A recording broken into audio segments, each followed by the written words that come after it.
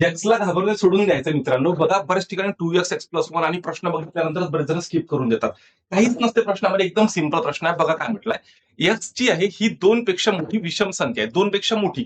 तर विषम संख्या कोणत्या जरा एकदा सांगतो तुम्हाला मी. एक्स बरोबर विषम संख्या जर पाहिली 1 असते, त्यानंतर 3 असते, 5 असते. पण त्याने 2 पेक्षा मोठी म्हटलं म्हणजे 1 येणार नाही, मग 3 येणार, 5 येणार, 7 येणार. हे तुमच्या लक्षात आलं का? मग आता त्याने म्हटलं विषम संख्या, तर खालील कोणती विषम संख्या आहे म्हणते. म्हणजे तुम्हाला आता एक्स ची जागा ही 3, 5, 7 ने भरू शकता. 3 घेतो एकच्या ठिकाणी मी, कारण की 2 पेक्षा मोठी पाहिजे.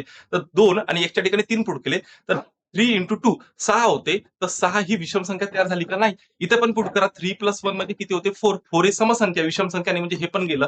इथे बघा, जर मी विषम संख्या घेतली 3 मायनस 1, ते 2 तयार होते. 2 ही विषम संख्या नाहीये, म्हणून हे गेलं. म्हणून याचं उत्तर कोणतं येईल बाबा? तर यापैकी नाही.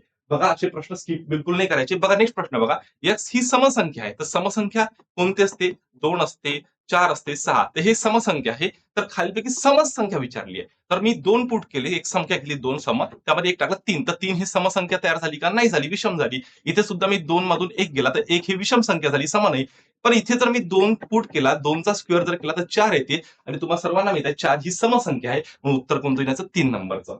एक लक्षात ठेवा, थेंब थेंब तळे साचे असा कार्यक्रम आहे. छोट्या छोट्या गोष्टीतूनच आपल्याला विजय मिळत असतो, म्हणून हे सुद्धा समजून घेणं गरजेचं आहे.